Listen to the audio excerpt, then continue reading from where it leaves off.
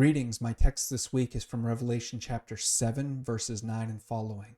It's the standard text for All Saints' Day, which was this past Wednesday, and depicts a scene of people worshiping around God's throne.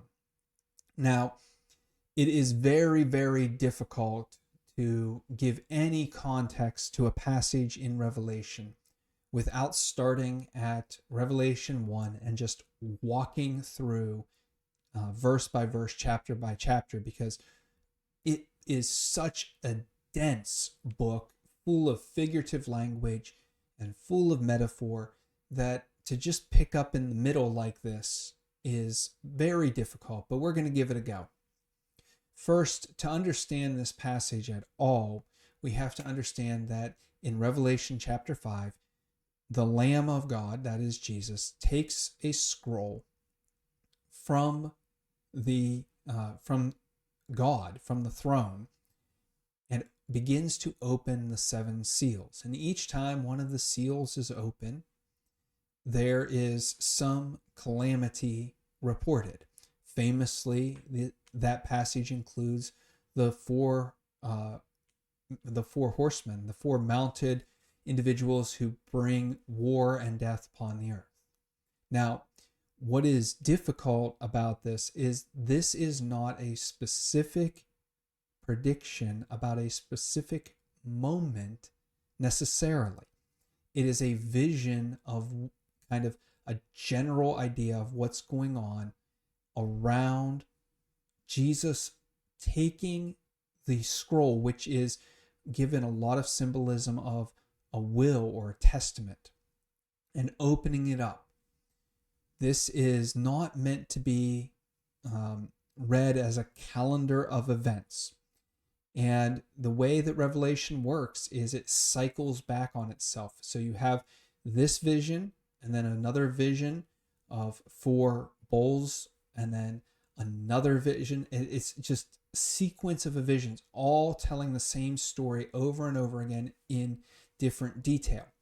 But we get to the end, and right before the culmination, right before that last seal is opened, and everything comes to its fitting conclusion, and we get this idea of Christ returning to earth and earth being reborn. That's at the very end of Revelation.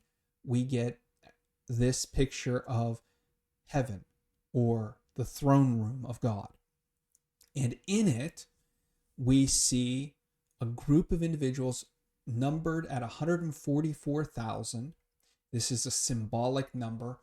It's important to recognize that there are no literal numbers, or at least very few, if any, literal numbers in the book of Revelation. These are not meant to be not meant to say that only 144,000 individuals are going to be in this throne room sequence. It is meant to say 144, completion. 12 is a number that symbolizes the fullness of Israel. So Israel is complete when they hit 12.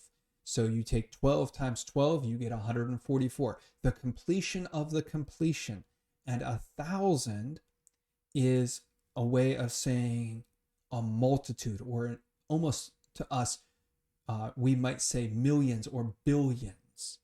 It is not meant to say that only 144,000 people are there. It is meant to say that everybody who is supposed to be there is there. And these people come from every tribe in Israel. Now, that does not here mean simply Israelites. It is not meant to be read literally. Why? Because one tribe is missing.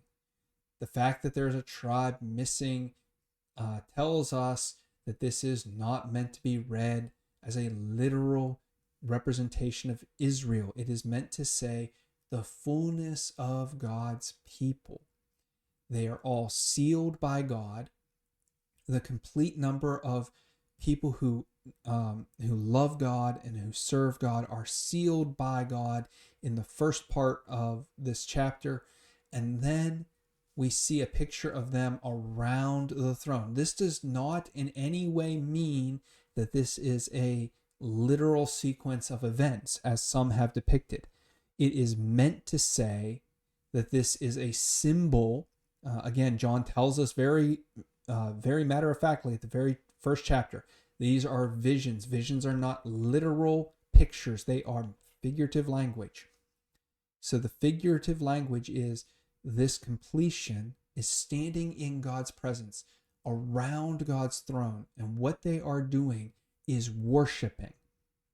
And this worship is meant not simply as singing praise songs as we might take it, but worship here, the Greek word that is used, means service. In other words, while we get a picture of singing at God's throne room, we should also remember that in Genesis chapter 1, all of creation is described as God's throne room. This is again true of some of the Psalms, like Psalm 19. All of creation is God's throne room. So what are the people in Revelation 7 doing? They are serving, again, not just singing, but this word is used of the priests when they carry ashes out of the sanctuary. It's worship. What they're doing is serving in God's throne room. So all of creation, now humanity is living out the command in Genesis 1:28 to be fruitful and multiply, fill the earth. And then here's the important part: have dominion over the earth and govern it. In other words, humanity in this scene is finally living out the command of Genesis 1 that we were created to live out, but was forestalled because of humanity's sin. So here is the picture of humanity restored. We are now righteous. That is the representation of the robes. That is purity, glory, righteousness. We are acting as God's true workers. We have come back from one job, one ambassadorship here on earth, and now we are taking on another responsibility within God's kingdom. And that responsibility is to serve the way God had intended us from the very beginning. This is meant to show that in Revelation 6, God brings a close to humanity, or to the old creation. God brings a close to that by opening these seals.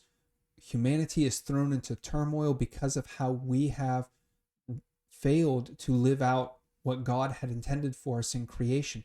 And now in Revelation 7, we see humanity restored, and then finally at the culmination in Revelation 8, we see that picture come from God's throne room to earth with the rumbles, the thunder, the lightning. That whole sequence is a picture of God coming to earth. So in other words, this throne room, this celestial throne room that's pictured in Revelation 7, now comes back to earth, where the same responsibilities that humanity was taking up in that throne room in Revelation 7, now humanity can take up those responsibilities on a recreated earth that God has intended for us. I hope that helps you in understanding Revelation 7. If I can be of more help, if there are questions or comments, please let me know. I would love to hear from you on this. And as always, until we meet again, God bless.